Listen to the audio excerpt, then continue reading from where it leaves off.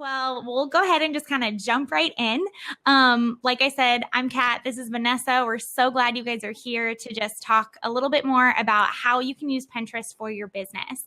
So, Vanessa, before we jump into that, I'd love for them to get to know you a little bit. Would you mind just introducing yourself, telling us about your background and kind of how you got into Pinterest strategy? Yeah, so obviously I'm Vanessa Kynes. Kat, thank you so much for inviting me.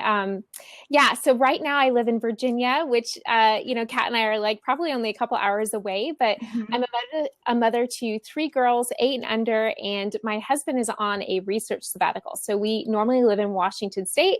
So we're in Virginia right now. And I got started with Pinterest strategy because one of my best friends was a really successful home decor blogger. And I just reached out to her. I really didn't know anything about the business, but I reached out to her to see if she needed help with something. Honestly, having no idea that there were people who were managing Pinterest or social media.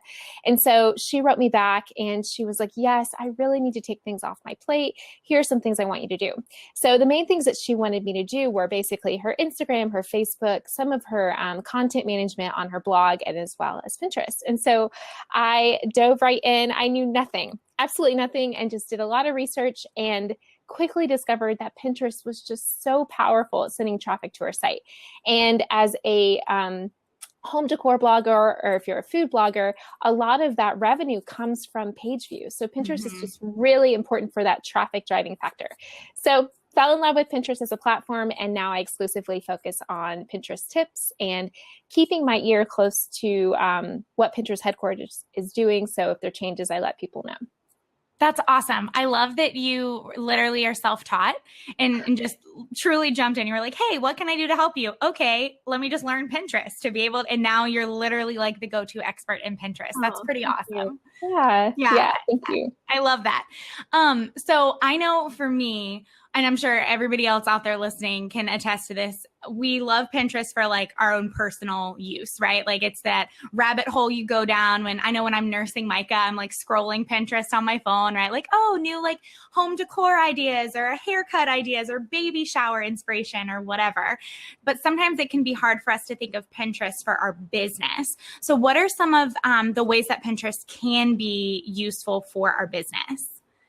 Well, I mean, the main thing is that it's so powerful at driving traffic to your site. It's a really different platform. So we really need to view Pinterest as a visual search engine. And actually, they prefer to be called a visual discovery engine because a lot of times you don't go onto Pinterest with a specific idea in mind. If you wanted to buy a pair of Nike tennis shoes, you don't go to Pinterest, you go straight to the source, whether that's Amazon or Zappos. But Pinterest really is about exploring a broader idea. So maybe for you, it might be, or for your target audience, it might be a bride and she's searching for wedding ideas. And all of a sudden she's gone down the rabbit hole and she's ended up on your website and she's booking you because she loves your photography style. I love that. Pinterest users really are looking for inspiration and they're looking for practical ideas. And so I think it's our job as a business or content strategist to really think about how we can answer a question to a problem that our target audience might have.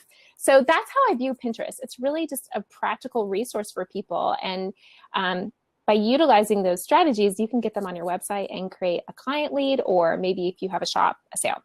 That's awesome. I love the term discovery tool because I'm thinking about all the times I've used it, and you're right. I don't usually have a specific thing in mind that I want to purchase or I'm looking for. Even this is so silly. This morning, I really wanted blueberry muffins. We have fresh blueberries and I was like, okay, I need a recipe. I went to Pinterest and I said blueberry muffin recipe and I got a bajillion options and I picked one with a pretty picture that looked really delicious and tried to recreate it this morning. So that makes perfect sense. And I love that they utilize that discovery tool as kind of the adjective to describe them. Yeah. So from a business standpoint then, so I'm going to go out there and assume that everybody listening has a Pinterest account, right? So we already have a Pinterest account. We're using that for our own personal gain. What would you suggest would be first steps to start to use it for your business? What should you be doing or what should you start doing if you have really done nothing with Pinterest for business yet? Yeah. So of course, if you have a personal profile, the important thing is to convert to a business profile. So it's in the terms of service. If you're using in any business capacity, you have to convert it. And the next thing is to really optimize that Pinterest profile. So there are a lot of things that you can do. You want to make sure you confirm your website, which you can do in the settings.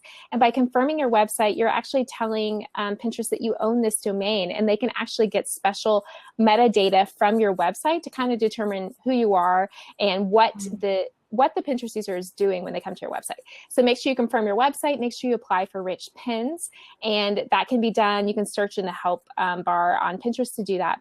And rich pins are also going to give more information about content. So once you get that, we get to the like visual imagery of Pinterest, and you want to make sure that you have a good idea of what type of keywords they're using. So this morning you used blueberry muffins, probably in the search bar, to find blueberry muffin ideas and recipes. That's a keyword. So you need to get really familiar with what types of keywords are important for your brand. So I'm seeing a lot of wedding businesses on here, which doesn't surprise me. So of course, one of your keywords is probably going to be wedding something, whether it's wedding photography, wedding calligraphy. And you want to take those keywords and put them into your profile. So for example, if your name was Mary Jones, you don't want your profile to just say Mary Jones. You might want it to be Mary Jones, luxury wedding calligraphy or calligrapher. So by using those keywords in your profile name, you're kind of your brand name, let's say if you're using your brand, you're making your profile name searchable.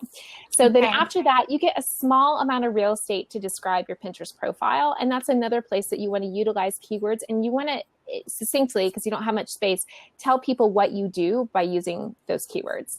So again, you might say a high-end luxury wedding calligrapher, who specializes in, I'm not a wedding calligrapher, let's think like script or modern wedding invitations. And by doing that, you've inserted all these keywords into your profile to make it searchable.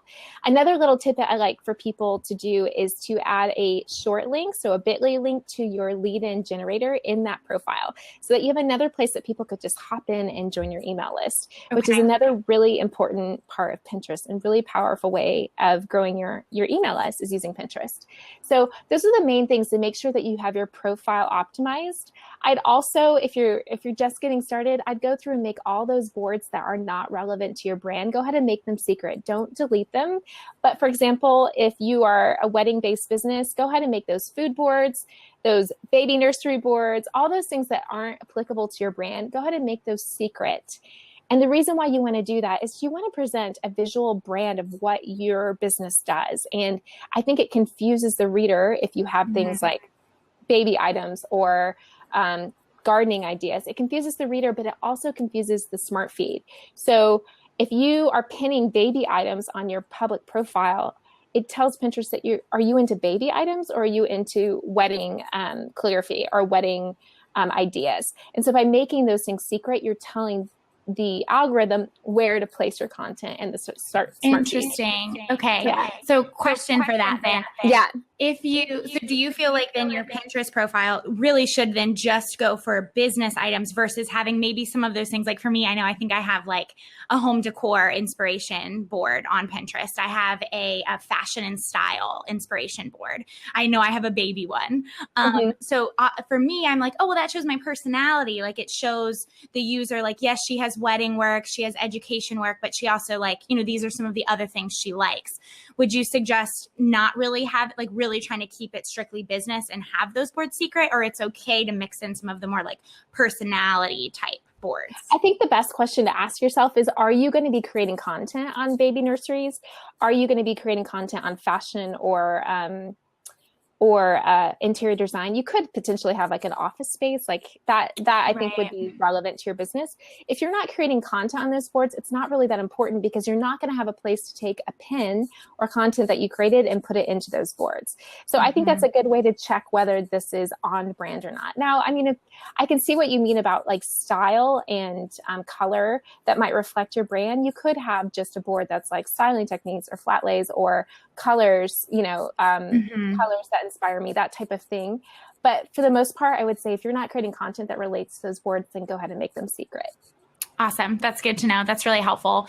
So for most people out there, it's okay to just kind of turn that personal Pinterest that they've already been using into a business profile, but then, rearranging their boards in terms of having maybe some more secret boards, if they feel like some of those boards are too personal to be out there, versus creating a totally separate Pinterest account that's just business and then having a separate one for personal. Yeah, I don't have a separate personal Pinterest board. I just pin things on secret. Things that I'm interested in. Mm-hmm. Okay, yeah. That's good. Because it seems overwhelming to be like, oh gosh, now I need a whole nother Pinterest account, like just to have, our fun with it and be able to pin the blueberry muffin recipes and like the silly things like that.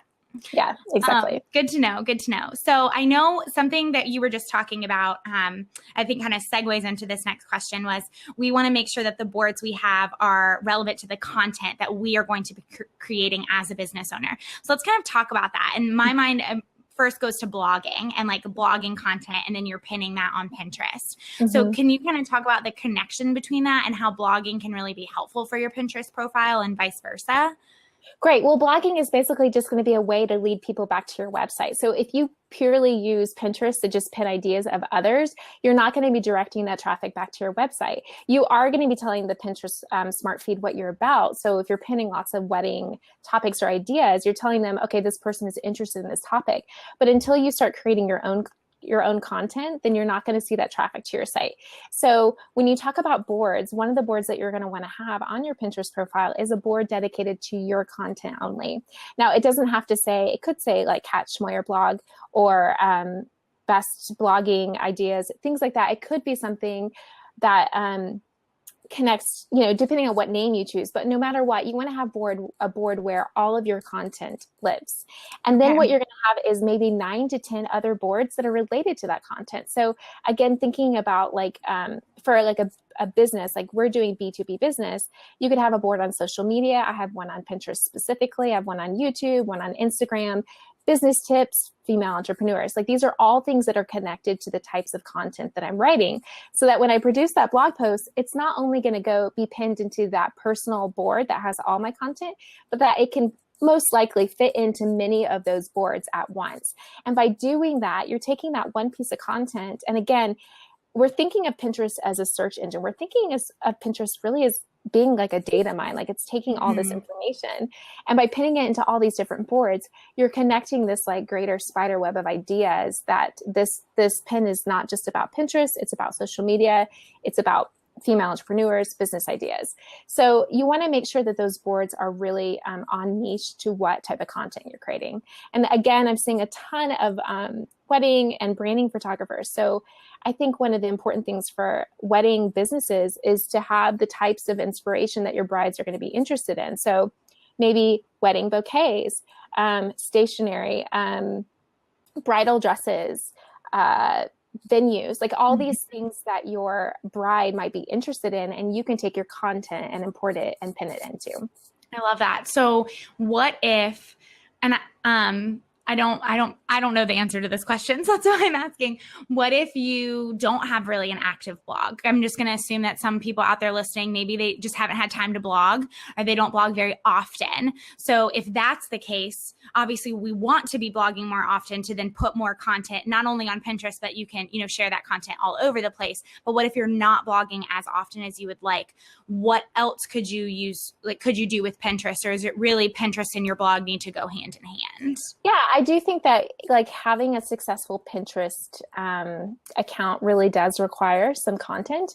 But what I see a lot of people doing that doesn't require that much effort is, like, I see photographers and they'll just do like a little roundup of the wedding that they did that day. So let's say it's Sally's coastal wedding in Santa Barbara. So that'll be their post, right?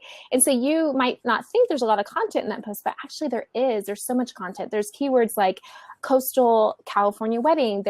Let's say they use navy and gold. So there's navy and gold wedding inspiration. There's all kinds of keywords that you can do to create a pin that can go into all those boards. So as a photographer, if you're using that to showcase your brides and your grooms, go ahead and turn it into a pin that can be used to inspire other brides.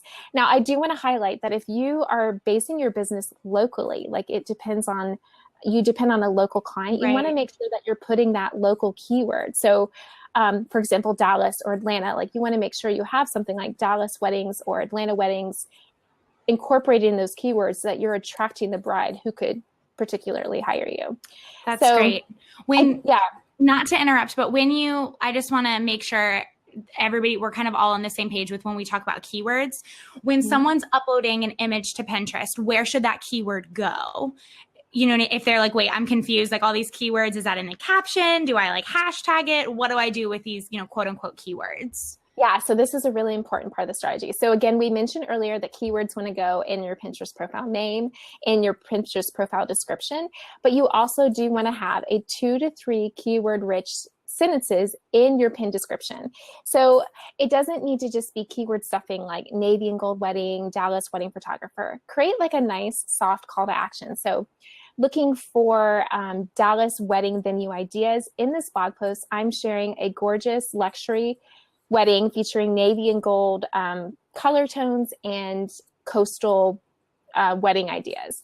And then you might want to include a hashtag, couple hashtags. One of those hashtags can be a branded hashtag. So it might be Dear Sweetheart Events and then hashtag gold and navy wedding, hashtag, do we say California wedding? I'm confused on this particular idea. It's okay. Dallas wedding or whatever. And so what you do, maybe you approach every single blog post that you write and pick out 5 or 6 keywords that you think really highlight this post, and you incorporate it into just like a catalog style where you're inviting the reader to come on over and check out more information. You're also giving them more context on what they can find when they click over.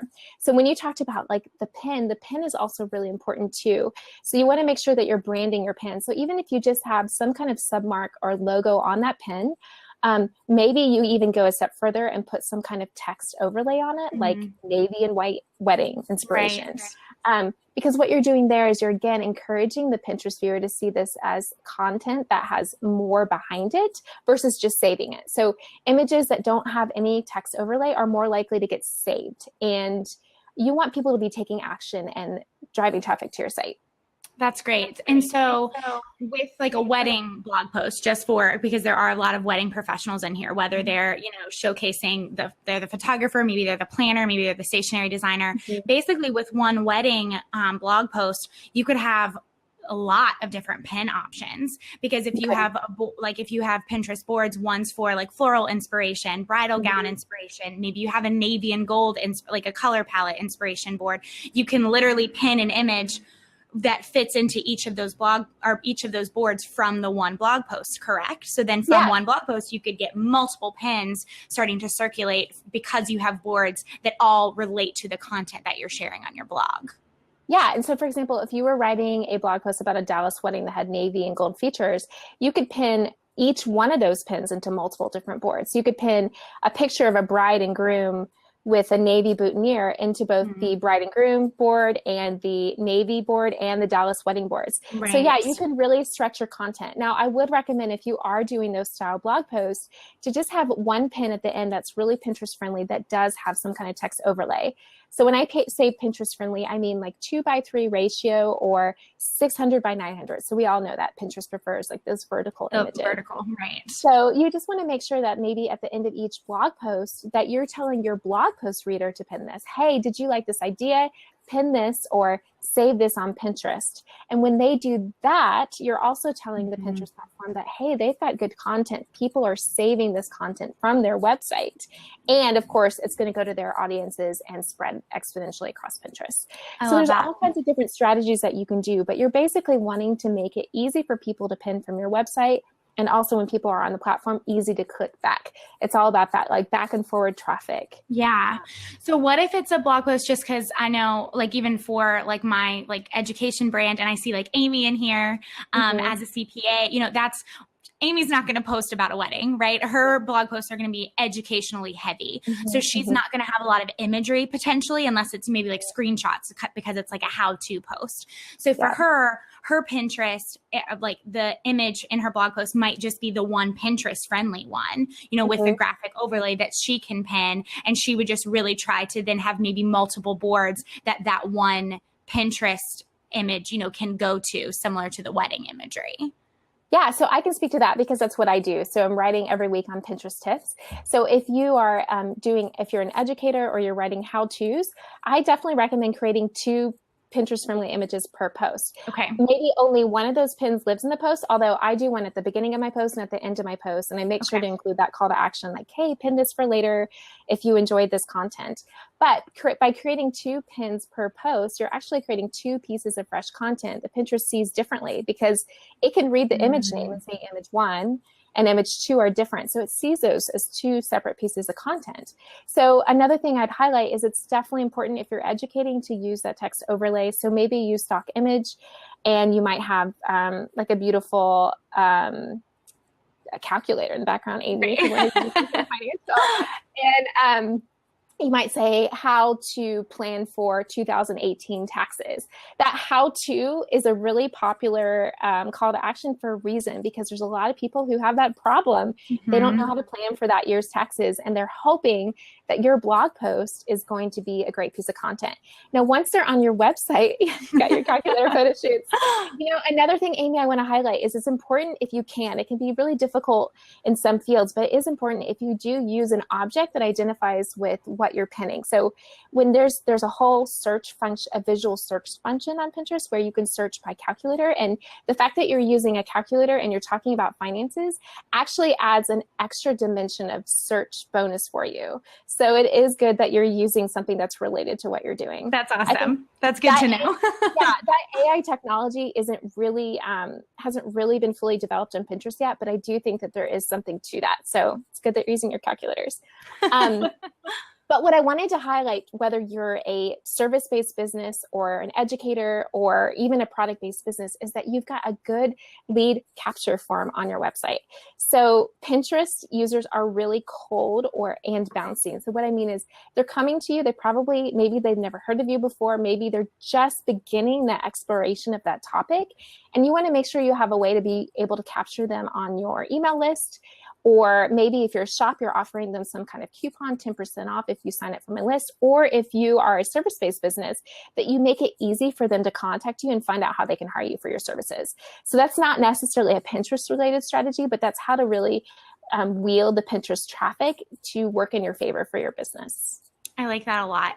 So we're sitting here and I'm sure some people are probably thinking, okay, we're going to, we need to focus on the blog so we can have content ready to go to put on Pinterest after, of course, we've made our Pinterest business friendly and optimized it for our business.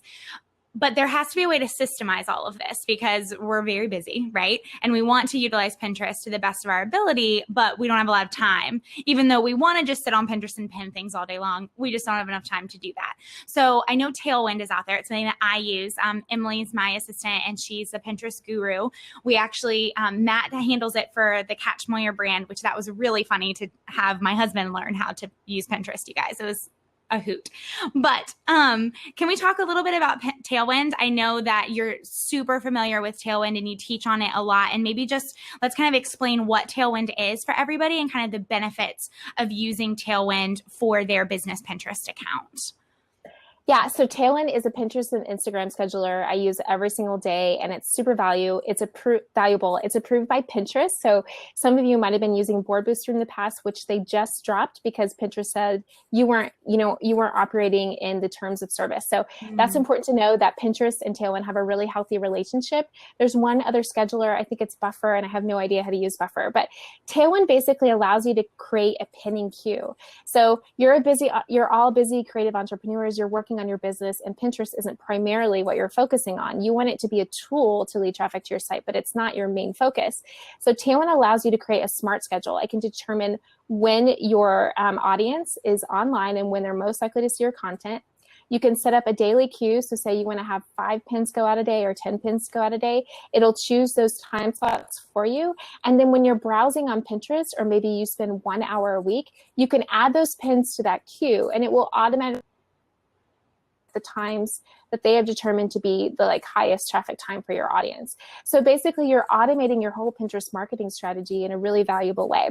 So what I like to use Tailwind for is just to make sure that you, someone's joining late, you'll be able to watch the recording later on. Yeah. So what you're going to be able to do is just spend a little bit of time adding to that queue so that you can walk away the rest of the week and you don't need to babysit. You basically set it and forget it. So another thing I really like about Pinterest is or Tailwind is they have Tailwind tribes. So I know that Kat actually just started a tribe, and is it just CNH Yes, tribe? it's for if you're a Creative at Heart alumni here, or if you are joining coming to round 8. I popped it into our Facebook group last night, but we just created a tribe for all of our alumni, and we're really excited about it. Great. And I have a tribe called Creative Entrepreneurs, and basically tribe are niche related communities. So we're going to be pinning about creative entrepreneur business ideas. It sounds like we're going to have a little bit of wedding businesses and branding businesses. And what you do is you want to pin in exchange of sharing your new content there. So you can add your newest blog post to that tribe. You're going to pin other people's content to go out. And again, that's important because you want to tell Pinterest what you're about. So Tailwind allows you to choose high quality content from those Tailwind tribes that is on brand and on niche. So that's another feature of Tailwind Tribe. Tailwind, another thing they're introducing is Smart Loop. So if you were a Board Booster fan in the past where it would take your content and share it on a loop, there's a new feature coming out and it's called Smart Loop. And if you want to use it, you need to make sure that you sign up for the beta version of it within the program. And that's going to allow you to repurpose your content. So you don't have to go share your top 5 posts all the time. It's just automatically going to send them out at a designated time that you choose. So it's just really powerful at repurposing your content and making sure that your newest content goes out in a strategic way and keeping your Pinterest account active. I love that. And we have been using, so for my business, we've been using Tailwind now. We started really using it religiously in like November of last year. And as of right now, as of a couple days ago when Emily and I had our last team call, Pinterest is the #1 source of traffic for all 3 of my websites, guys, for the Kat Chmoya brand, Dear Sweetheart Events, and Creative at Heart. It surpasses Instagram, Facebook, Google, everything right now. And I really believe it's because we're using Tailwind really strategically. And Emily did, a lot of research. Matt learned how, to do a lot of things that we needed to do utilizing tribes and just really getting in. Tailwind is a super affordable tool as well when you think about the benefits and the fact that, by getting all of your content out there on Pinterest, on that search engine, you are bringing in pretty much cold traffic, just like what Vanessa was saying, people that really may have never heard of you or your business before. And, hopefully then catching them in, getting their email address, and then being able to potentially offer services and products to them down the road. So I can't say enough about Tailwind and how helpful it's been for the business. And so if you guys aren't on it yet, definitely take a look. I think, do they still have a free trial? I feel like when I started, there was something. Yeah, I think you get a certain amount of pins free before your free trial ends. So definitely. And I think if you use, maybe Kat wants to drop her affiliate link. If you use her affiliate link, you get $15 off the first month. Yeah, I can pop it in the chat. And then I also just popped in right underneath. You can see it says Pinterest Start Guide. This is Vanessa's little helpful tip for you guys too, because I know this is a lot of information to take in during your lunch hour. So feel free to download her Start Guide, and her blog is also chock full of amazing video tutorials for Pinterest, and for Tailwind, which I used, Emily used, Matt used, we've all used and emailed and Trelloed back and forth while we were creating our Tailwind account and setting up our tribes and things like that. So definitely take a look at her Start Guide and her blog. And feel free, guys, too. We still have some time left, so definitely pop in any questions. I'll pop in the Tailwind link here in the chat. One fun thing I wanted to ask you about, Vanessa, I know I saw on your newsletter and on Instagram that you've been to the Pinterest headquarters, which I just think is so fun. Yeah. So can you just tell us a little bit more about your invitation to even go visit their headquarters, and then just kind of what it was like being there? Yeah, so I've actually been 3 times, and I think at this point I've been to 3 different buildings. So I can kind of comment even on the way that they're all kind of different. So my first visit, I just happened to have a personal connection with someone who works with Promoted Pins. And so it was interesting to hear about the branded side, because obviously what big brands are doing is something that we should emulate as small brands, because they've put a lot of time and research into that. And around that time, hashtags were being introduced. So I got to hear firsthand on how they were using hashtags on Pinterest, which was introduced about August of last year. So they've been in use for almost a year now. The second visit, I actually got to interview. So my mom lives in San Francisco. So every time I'm out there, I try to find a connection. And so far, I've been successful. And so I had a chance to talk to one of the well, he's now on the creators team, which is a team dedicated to helping creators create content that does well on Pinterest, which is really new and really, really cool. But he had also worked on the engineering team. And so I learned a lot more about the nuances. So one thing I did want to highlight that he mentioned is, I know in the past, those really long pins, especially see them a lot with food, they used to be basically the goal, like who can make the biggest pin to get the most clicks. The Pinterest Smart Feed and the engineers figured that out, and they don't actually like it, because who wants a huge billboard in front of your face when there's all this other content? So they, I learned at that meeting that they were going to penalize those long pins, and they really wanted people to use that 2:3 ratio. So don't be tempted to make a long pin. The Pinterest algorithm knows, and they're going to be preferring the 2:3 600 by 900 pixel. That's the other thing I awesome. learned there is, yeah, and I know it's really tempting because you'll see these huge pins, and it's most likely because they've been in the search feed for so long and they've just received so much relevance. But as new content comes out, just to keep that in mind. Another thing I really wanted to kind of pinpoint my strategy on was on keywords. So I was seeing people who were literally just keyword stuffing, and he mentioned that that's not a good idea. They really do want interesting descriptions that potentially tell a story, a brand story, but also have a call to action, so that pinner knows if I take action by clicking on this pin, I'm going to get some good solutions to what I'm looking for, whether it's blueberry muffins or whether it's how to file your taxes. So it is super important to view everything that you create as someone who's looking to discover and looking for an answer, and try to create your content, or looking for a problem. Like I need a wedding calligrapher. So try to view everything in that light, and encourage people to click over. Now, the third time was super exciting. Pinterest had a conference for creators, and that was in May of this year. And it was super fun. And they now have a whole team of really smart, really, really great people who are there to help creators keep their content on Pinterest, as well as how to succeed on Pinterest. So they now have this whole basically team where you can reach out to them and ask them questions, which I'm super excited about, because if I have like confusion about something, I actually have 3 or 4 people I can email and get direct answers from. Yeah, so that type of transparency I think is really unusual for these large platforms, and super helpful for us as we're creating content on Pinterest.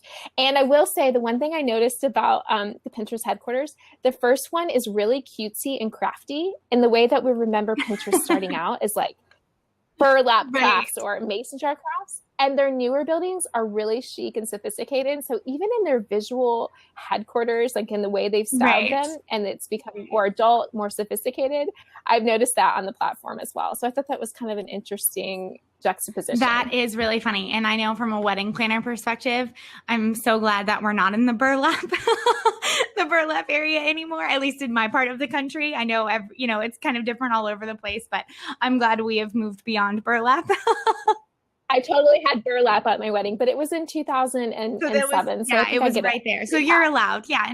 In 2007, you're absolutely allowed to have burlap. But in 2018, we're hoping to move beyond that. Exactly. That's so funny. Exactly. So I have a question. It wasn't one of the ones that we talked about, so hopefully I'm not putting you on the spot too much. I, and just my own personal research with Pinterest, and then kind of talking with Emily, was under the impression that you really shouldn't delete any of your boards. So when you are, for those people who are kind of starting out now and saying, okay, I'm going to go in, I'm going to optimize my current Pinterest for my business, which means I'm going to, do all of those things you mentioned before. And one of them is, making sure our boards adequately represent the content that we're putting out there. So that's making some of those boards secret boards that are too personal. Why shouldn't we, or should we just delete them?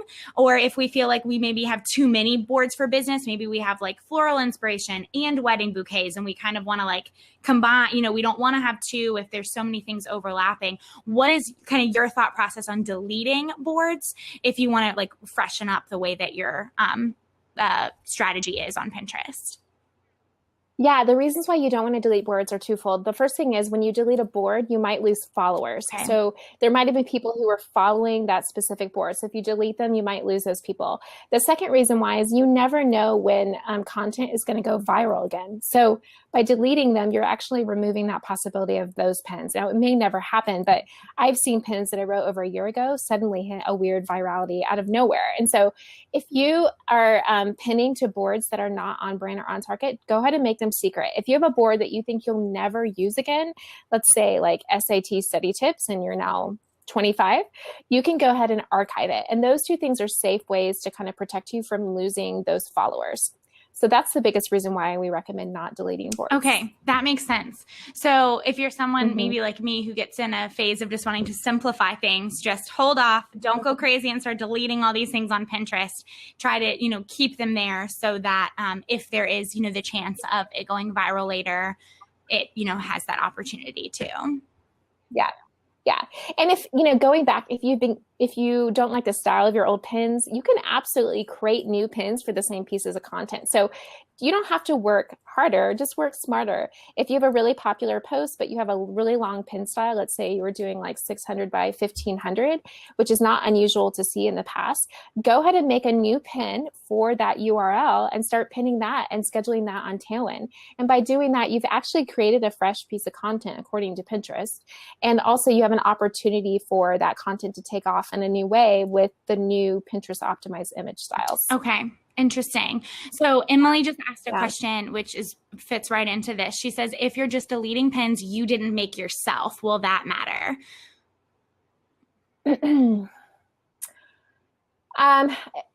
don't know that it would necessarily matter, but again, I think you could just, if you didn't like them, you could just move them to a secret board or an archived board. So I just don't think that's like the best use of your time. But I guess potentially you could. Okay. Good to know. I know I was kind of going through and cleaning up some things, and that's when I wanted to get kind of delete happy, I guess, and, delete a bunch of boards that I didn't feel like were relevant anymore. And Emily told me to pump the brakes a little bit because it might not be the best strategy. So that's great to understand why it might not be the best strategy. So good to know. So Kat, I want to hear, so you were blogging for a long time, but were you using Pinterest optimally, or did you just start blogging more so that you could get more traffic from Pinterest? I want to hear like your experience of pre and post so before Pinterest. We started really utilizing my Pinterest strategy, I was not putting things on Pinterest. I was blogging. When I started blogging in 2013, I was blogging 5 days a week for over a year. And then I pumped back on that because that was exhausting. Not going to lie about that. And so now we maybe even just do like every other week in terms of like the Catchmeyer and the DSC brand.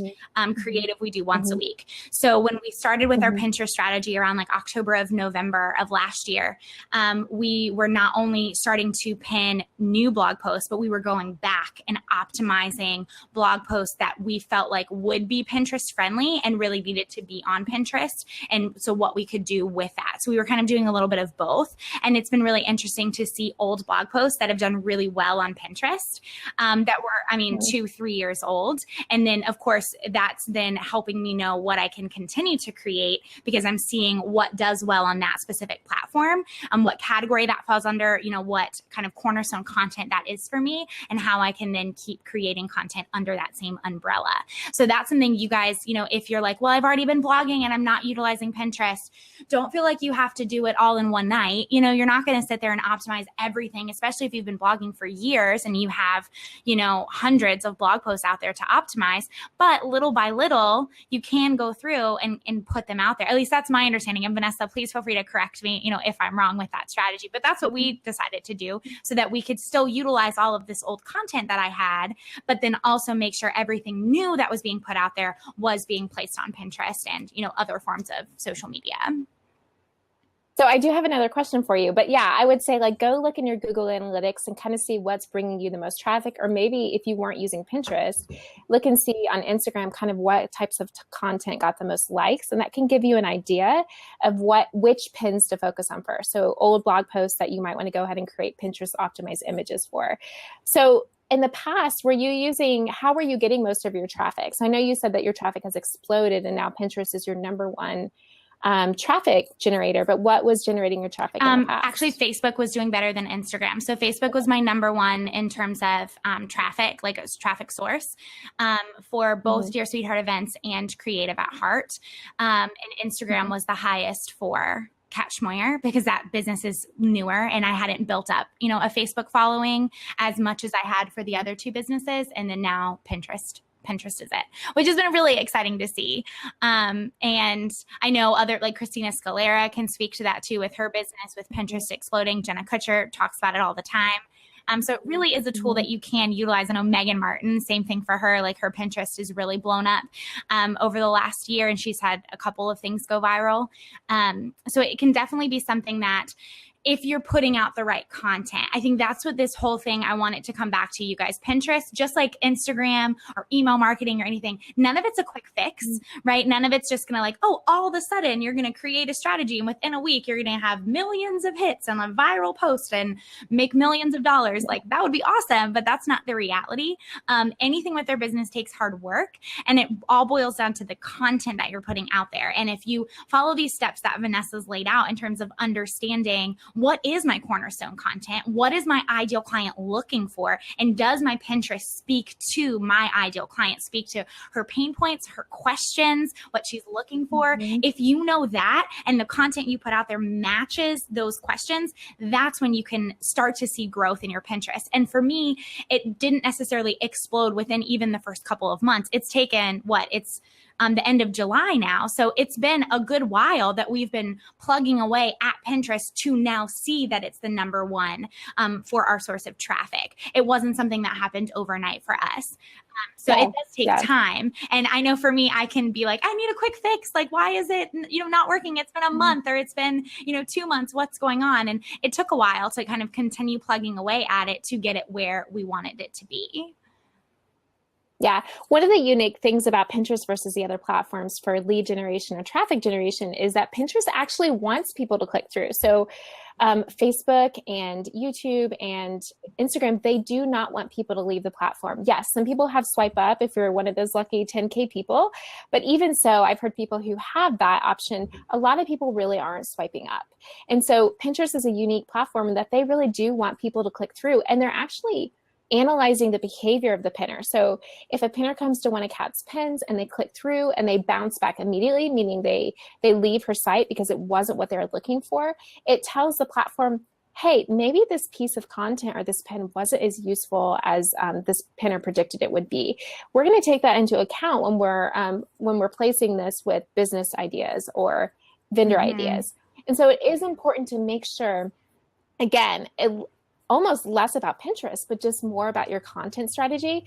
And I will say that blogging can be really intimidating, but you know what? It also brings in more search engine traffic as well. As I've blogged regularly, and I only blog once a week, and I create 2 pins per blog post, so that's basically 2 pieces of content, I've seen my Google traffic grow, basically exponentially as well. So it's been really, really amazing to see like the visibility piece that I've gotten. I mean, I've only been in business for 2 years and I've seen that explode by really just staying consistent with that. So it is a slow burn. I would say that 3 months is kind of the time that you really need to give it, at least 3 months to start to see progress. But if you stick at it, you will see, and you utilize these Pinterest optimized strategies like keywords and images, you will see I love it. And it is really refreshing to remember like Pinterest is the one tool we have that we can have under our belt that wants us to do well, not to like talk badly about Facebook or Instagram. But of course, we all get frustrated with the algorithm, right? It doesn't seem like it's on our side, whereas Pinterest really wants to be on our side. So for me, I would rather put my time and energy into a tool that wants to help me versus feeling like I'm putting my time and energy into a tool that's constantly like the algorithm seems to be against me. So something to think and the about. content changes. And the content changes, but you can go back and search that. So something that shows up on Instagram 2 months ago, someone is very unlikely to go through your feed or even look through your saved Instagram stories.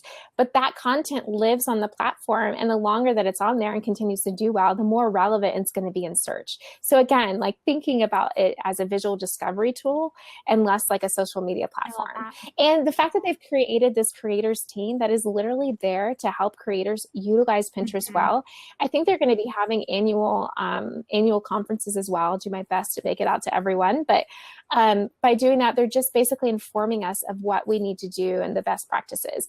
And they're not connected with the promoted pin side of Pinterest. Like they're focusing on organic traffic. So another thing that Pinterest seems to be, or all the other platforms seem to be pushing really is paid content. But Pinterest has said we will always have a significant amount of the platform dedicated to organic traffic. We do not want to be completely ad focused. And so these teams are actually operate really separately from That's great because it makes you, I don't know about everybody else, but for me as a business owner, it makes me feel like the little dog actually has a chance. You know what I mean? Like I can put a pin out there and not pay for it and really make sure, again, content, like focus on that side of things and put it out there and have a chance at having something that can do really well on Pinterest, really give me the traffic that I'm looking for without having to pay anything for it. Whereas on Facebook, right, you're boosting your posts, you're paying for ads, same thing for Instagram, and it can just feel exhausting. So I really like it seems like a much easier way to be a small fish in a big pond. Yes, so definitely.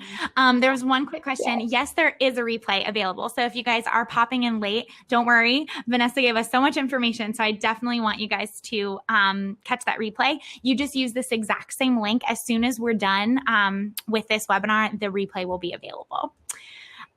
And I know it is a lot to take in at once. So I have a lot of content on the blog especially for those beginner starter levels to kind of guide you through. So don't be overwhelmed, or you can reach out to me. I'm going to pop your blog link in here too. And guys, remember to download her Pinterest start guide that I popped right underneath. You can see that little green button. Marnie has a question here. She says, I'm not sure if you already answered this. I know you mentioned to add call to actions to images, but is it better to pin graphics, images with text on them, or just plain vertical images from your blog? Because as a business owner, they say to pin graphics, but as a consumer, I personally only like pinning images. So which should I spend more time pinning, the images or the graphics, or both? That's a good question. Do you mean, and by images, do you mean just like text, like nothing else on the pin?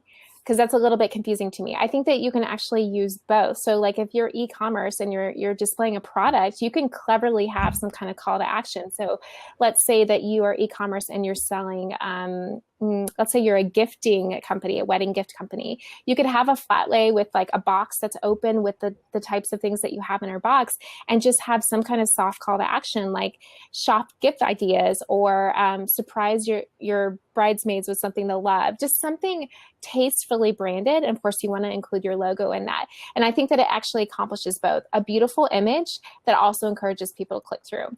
I think that if you are anything that really does, like you're selling a product or you are a visual based artist, so whether that's a photographer or calligrapher, you absolutely do want to showcase your art. And I think that you just need something small, just something on there that gives context for people to click through. It could just be something as simple as shop or click here for more.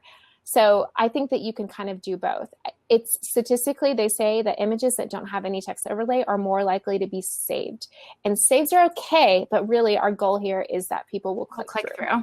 So hopefully no, that makes perfect, because even I'm thinking about like if I'm creating a board for a bride, right? Obviously the board I create isn't going to have text overlays on it. Like I'm not going to pin like a how-to post. I'm clearly looking for navy and gold inspiration, but the imagery, you know what I mean? But I'm not clicking through for that. I'm saving that to a Pinterest board for that specific bride to then come back to, or for myself to come back to.